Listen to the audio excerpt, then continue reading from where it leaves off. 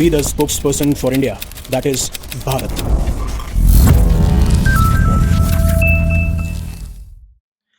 पाकिस्तान के defence minister Khawaja Asif is back with his favourite conspiracy theory. और आज की बात नहीं है, हर बार आप देखेंगे ख्वाजा आसिफ कोई ना कोई ऐसी थ्योरी बनाते रहते हैं जिससे शायद वो सुर्खियों में रहे और कैसे इंडिया को टारगेट कर सके।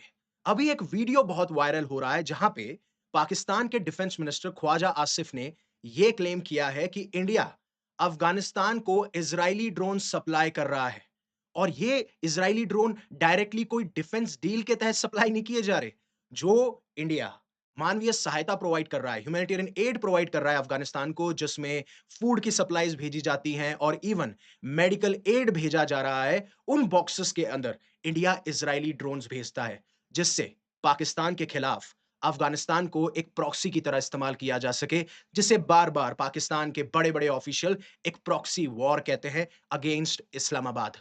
और मैं आपको पहले भी कहता हुआ आया हूं कि अब हमें कम बात करनी होगी पाकिस्तान की।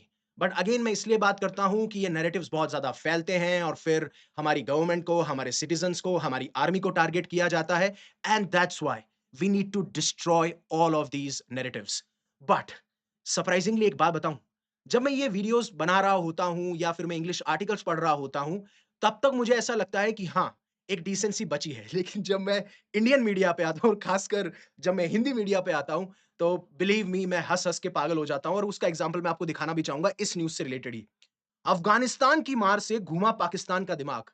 बौखलाए ख्वाजा आसिफ के भारत पर झूठे आरोप, दवाइयों के डिब्बों में ड्रोन भेजा जा रहा है। तालिबान की मार से बौखलाया पाकिस्तान, छिपा रहा अपनी नाकामी। अब ऑब्वियस सी बात है, मैं अपने थंबनेल पे अगर ऐसे डालूँ कि अफ़गानिस्तान की मार से घूमा पाकिस्तान का दिमाग, तो आप भी कहेंगे कि सर कहाँ आप मीडिया की लाइन में आ गए। बट इंटरेस्टिंगली काफ़ी बार पाकिस्तान को इस तरीके से भी ट्रोल किया जाता है हमारे इंडियन मीडिया के द्वारा। अगेन मैं हिंदी के ऊपर बात नहीं कर रहा हूँ, मैं शब्दों का जो चयन है उसके ऊपर बात कर रहा हूँ। Now back to the picture. अब जिस तरीके का ये क्लेम आया है, जहाँ पे ये कहते हैं कि आप जब ये कहते हैं ना कि अफ़गानिस्तान ने एयर स्ट्राइक करी है, अफ़गानिस्तान के पास में तो कोई एयर फोर्स नहीं है, बिल्कुल एयर फोर्स नहीं है। बट उसके पीछे रीज़न भी आपको जानने होंगे और उसको हम डिकोड करते हुए नज़र आएँगे। तो उन्होंने कहा कि इंडिया जो है इज़रायली ड्रोन्स प्रोवाइड करता है, जो मेडिकल एड के बॉक्सेस आप देखते हैं उसमें दवाइयाँ नहीं होती, उसमें इज़रायली ड्रोन्स होते हैं और फिर अफ़गानिस्तान हमें ही टारगेट करता हुआ पाया जाता है और ये फ्रस्ट्रेशन दर-ब-दर बढ़ती जा रही है। आपको एक चीज़ बताना चाहूँगा, जब आप अंदर से बहुत परेशान होते हैं ना, इंटरनली आपके अंदर स्टेबिलिटी नहीं होती, तो फिर आप बाहर की तरफ देखते हैं। आप देखते हैं किसको ब्लेम करूँ? आज मेरी जो सिचुएशन है वो इस इंसान की वजह से है और मेरे घर में ऐसी प्रॉब्लम है, मेरे पास ये हो गया, मेरा वो हो गया। तो नेवर एवर ब्लेम एनीवन। ना तो किसी को कंप्लेंट करनी है, ना ब्लेम करना है। अपने अंदर स्टेबिलिटी लानी है कि what can I do? But वो शायद पाकिस्तान को समझ में नहीं आता और इसलिए बार-बार वो इंडिया को टारगेट करते हैं, जिससे कि आवाम को बेवकूफ बनाया जा सके और सरकार में अपनी कुर्सी को आराम से बहुत लंबे तौर पर बरकिनार किया जा सके और यही चीज़ ये करते हुए पाए जाते हैं। और हालाँकि इंडिया की जो मिनिस्ट्री ऑफ एक्सटर्नल अफेयर्स है, उन्होंने बार-बार इन एलिगेशंस को बेसलेस बताया है, फ़ॉल्स बताया है, लोगों को डिस्ट्रैक्ट कर रहे हो आप, पाकिस्तान के लोगों को, आप रियलिटी नहीं बता रहे हो और ये सारी चीज़ें इनके द्वारा कही जाती हैं। अब आगे बढ़ने से पहले मैं आपको एक बार वो क्लिप दिखाना चाहूँगा and then one by one हम डिकोड करेंगे कि ये सिचुएशन यहाँ तक पहुँची क्यों? और क्यों इतने फ्रस्ट्रेटेड हैं पाकिस्तानी ऑफिशियल, चाहे वो डिफेंस मिनिस्टर हो, इन्फॉर्मेशन मिनिस्टर हो या पाकिस्तान के पीएम हो, हर तरीके से पाकिस्तान को बहुत ज़्यादा फ्रस्ट्रेशन फ़ील करनी पड़ी है, बट उससे पहले have a look at this video. 3 दिन पहले एक ड्रोन गिरा है, पाकिस्तानी गिरा है वो इसराइल का बना हुआ है और ख़बरें ये हैं, तस्दीक नहीं हुई, कि जो इंडिया मेडिसिन भिजवा रहा है उसकी आड़ में असलहा और ड्रोन्स भिजवा रहा है। किसको? अफगानिस्तान को। नहीं, वो खुल्लम खुल्ला भिजवा रहे होंगे, मुझे कोई इसमें कोई शक नहीं है।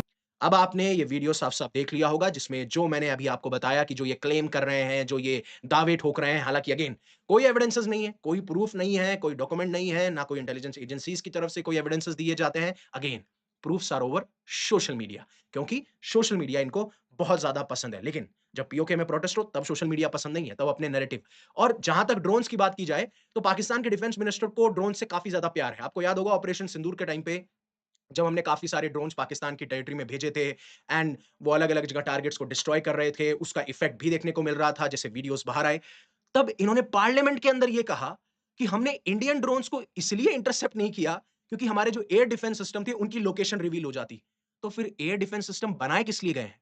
आपके ऊपर कोई मिसाइल दागे, कोई ड्रोन दागे, कोई अटैक हो जिससे आप उनको डिस्ट्रॉय कर सकें और आप अपने एसेट्स को बचा पाएँ या अपनी नेशनल सिक्योरिटी को बहुत कड़ा बना सकें। तो अगेन इस पे भी इनको बहुत रिडिक्यूल किया गया था, बहुत इनकी आलोचनाएँ हुई थी और इवन जो पाकिस्तानी सिटिज़न्स हैं, वो भी इनको ट्रोल कर रहे थे कि बात बात कैसी कर रहे हो?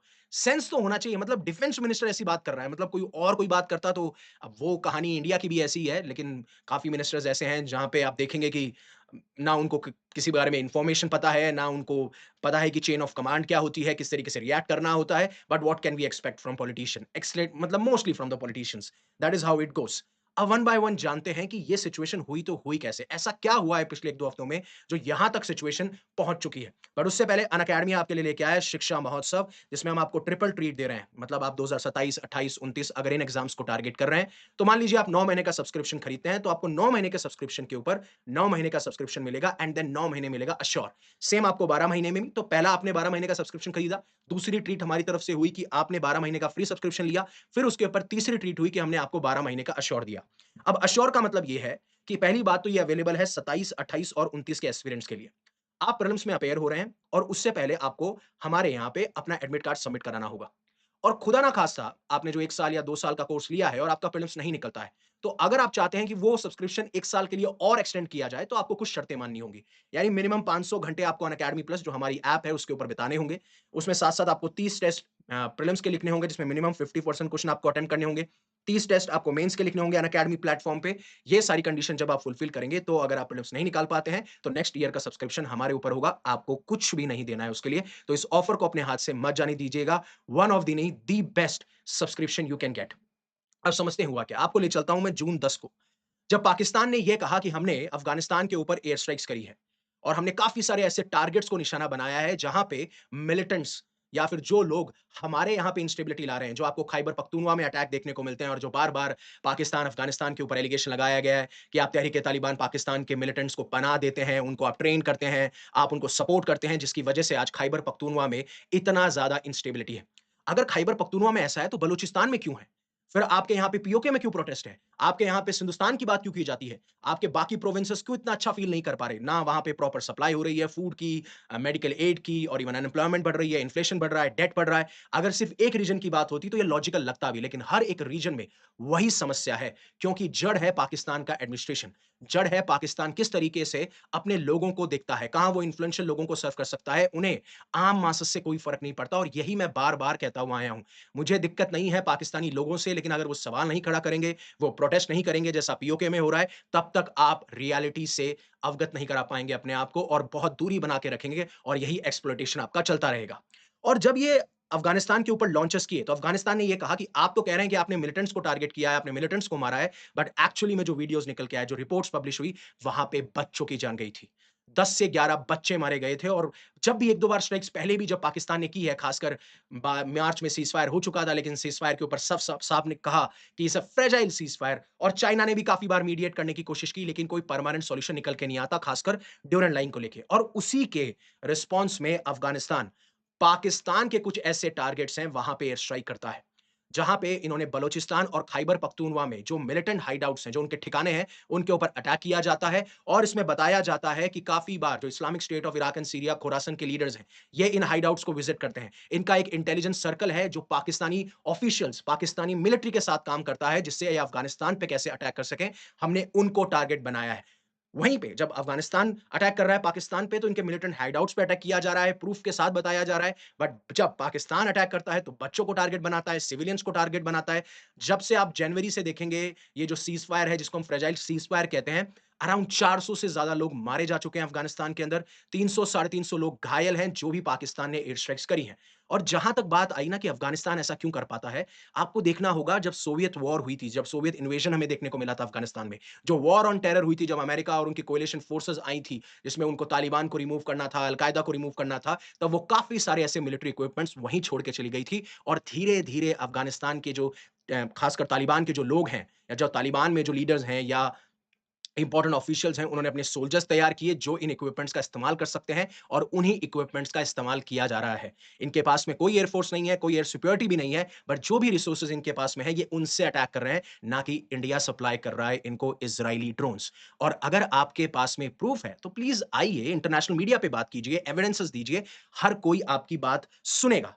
अब जब यहां पे बात आ जाती है तो इंडिया ने जब जब अफगानिस्तान में कोई संकट आया, जैसे मान लीजिए बाढ़ आई है, भूकंप आई है, हमने जैसे फूड की सहायता हो, मेडिकल एड देना हो, हर तरीके से हम कमिटेड रहे हैं कि कैसे हम अफगानिस्तानी लोगों को सर्व कर सकते हैं। और ऐसा ही हमारे जो एमईए के स्पोक्स पर्सन हैं, रणधीर जायसवाल साहब, उन्होंने 17 जून को ये कहा कि India 5 ton of medical aid Afghanistan को भेज रहा है और हम हमेशा कमिटेड रहेंगे कि कैसे हम मानवीय सहायता प्रोवाइड कर सकते हैं अफगानिस्तान के लोगों को। और ये मेडिकल एड इस टाइम क्यों?